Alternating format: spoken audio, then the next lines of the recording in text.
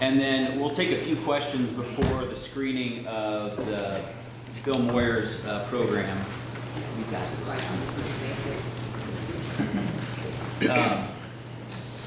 But before we do, there's one aspect to this sort of research process that we went through to produce this report that I want to make sure and note. That, and I will just read a section right out of the report, which is that unfortunately, due to the secrecy that surrounds ALEC, the full extent of their influence here is not known. They refuse to release their membership information or make their full library model bills publicly available. We conducted a public records request that revealed that Governor Branstad and his office have met with ALEC policy advocates on more than one issue, but did not reveal the details of what was discussed. And the Iowa legislature is exempt from mandatory disclosure of public records and has refused to voluntarily release records.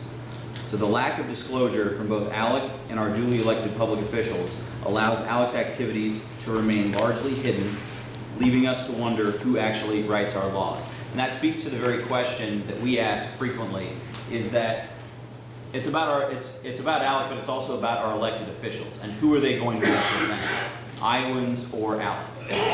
So with that, I will open it up to some questions before we screen the video. Yes.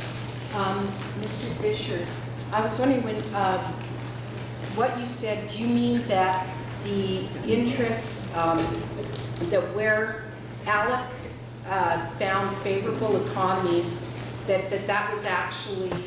Are you saying that was economies that were actually depressed because what favors corporations doesn't favor the working person? Is that the conclusion you can draw from that?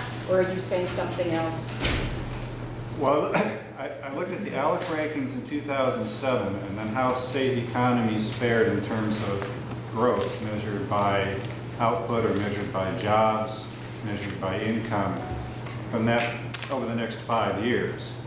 And what I found was that the states that ALEC had ranked the highest, they said were closest to following their policy prescriptions, and therefore should have grown the most and increased incomes the most. In fact, did not. The best states, according to ALEC, actually their economies fared no better than the worst states, according to ALEC, on growth measures. And on income measures, the top-ranked ALEC states actually did worse.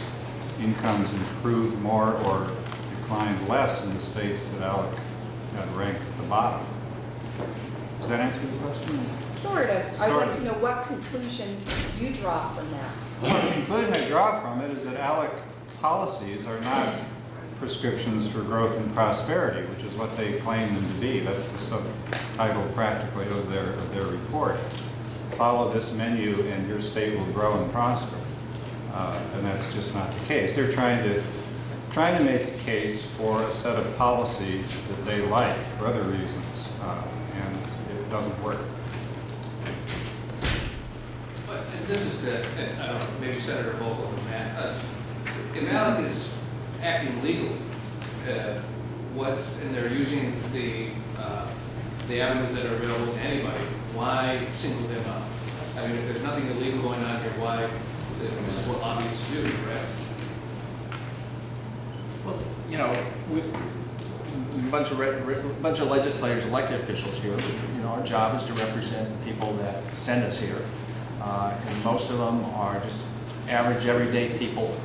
And I think we're calling ALEC out because they have we think they have a disproportionate say-so, greater than they should. And yes, it's, you know, we have a very robust contribution system in the country to give money to politicians, but we're here to call them out to say the interests of people in our communities are more important and ought to win the day on many of these issues. And we find that we're fighting legislation that's brought by legislators that are involved with ALEC, and it's legal for them to, you know, it's part of the process here. But we're here today to call them out on it and say we're fighting back. for the people and the agendas of everyday Iowans. And if I could just add from my perspective to respond to your question. In fact, there have been complaints filed with the IRS about ALEC's activities. Common Cause filed the equivalent of a key TAM whistleblower lawsuit through its executive director with the IRS challenging ALEC's tax status because ALEC has disclosed to it on its IRS forms that it engages in zero lobbying. Zero. Not some, not a little, not X number in the Iowa State House, but zero. Now, Common Cause's documents reveal that, in fact, ALEC engages in extensive efforts to get those bills introduced and passed. In my home state of Wisconsin, during the tort reform fight in 2011, the governor's office was directly asked if the major changes to personal injury law in the state were from ALEC or based on ALEC bills. He adamantly denied that they were. Months later, we obtained an open records request that revealed emails from ALEC to state legislators saying, please pass these bills because these bills are our bills. And so what we see in states across the country is that ALEC, because ALEC doesn't register as a lobbyist in that state, you have no idea what ALEC's role is in this state. Because those votes, those meetings happen with ALEC corporations behind closed doors, those lobbyists are not reporting those contacts as lobbying in this state. And so if you were going to look at a bill and see who's behind that bill, you might see particular interest in this state saying they support or oppose the bill. What's missing entirely from that public disclosure is ALEC's role and the role of these ALEC lobbyists voting behind closed doors, pushing those bills to state legislators here and in other states to get them adopted and made into law. We think that that's not just an ethical issue in terms of of great concern depending on the state's ethics laws. We think it's not just a concern about IRS tax status and whether ALEC has violated its tax status as a nonprofit in which every corporate dollar that goes to ALEC is a tax write-off as a charitable donation. We think, and I think, I would say, speaking for myself, that this is an issue that's fundamental to our democracy, about whether we know who's actually influencing the laws that are being passed in our state houses that bind us and which interests are pushing those laws. Through ALEC's process, that information is cloaked and secretized. Oh, and just before we go to so just two quick things just to flag for the record for folks. The first is Corrections Corporation is no longer a member of ALEC, but it was at the time that the SB 1070 bill was written. Corrections Corporation of America continues to push for the privatization of prisons separate from ALEC nowadays, but at the time it was part of ALEC. It claims it didn't vote on that bill. We know that those bills were voted on by ALEC members. It says it didn't, but it certainly benefited from that SB 1070 bill. And the second thing is just quickly, in the report we have one correction we'll have to make on the online version, which is that Nationwide Insurance has been a member of ALEC in the past. It's notified us that it is not a member, but no longer a member. But one of its representatives did receive one of ALEC's awards in the last few years as private sector member of the year. So it says it's no longer paying dues to ALEC. And so just for clarification, if you were to report on that, please don't say that Nationwide is currently a member. They've said that they are not. Lisa, can I ask you one question? Yeah, we just have just a couple of minutes left before we need to show this, but yeah, I think we have time for one more. Do we have any yeah. press calls? Just to give other people a chance, sorry, and we can talk after if that's all right. Okay, great.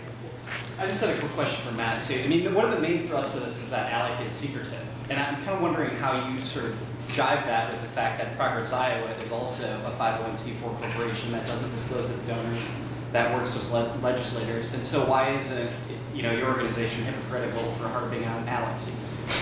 Sure. The big difference between the two of our organizations is that, one, we don't receive tax dollars. That's I think that's an egregious example of how ALEC is just really has a way outsized influence here in Iowa. We're one of the very few states that ALEC receives tax dollars for legislators to become members.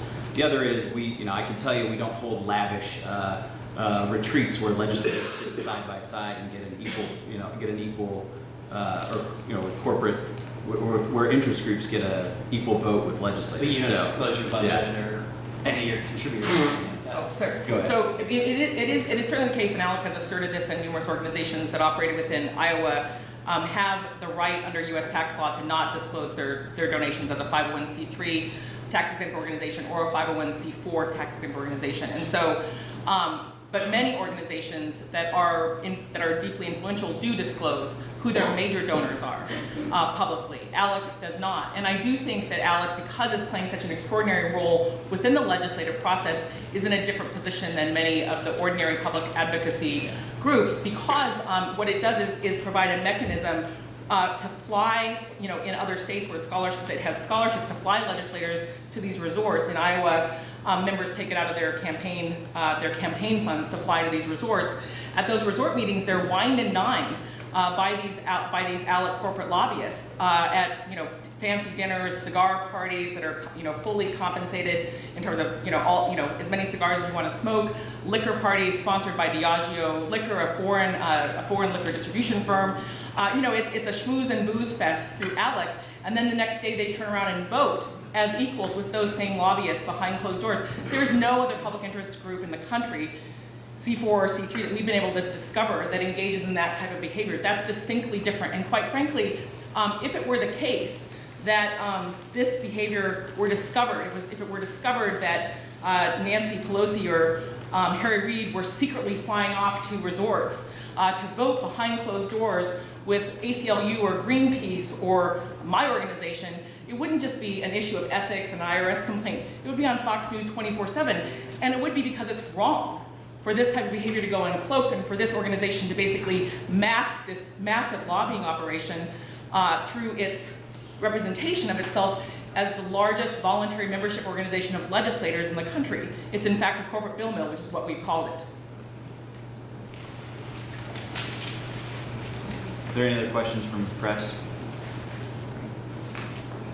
Okay. Well, we'll go ahead and start with the screening of the program.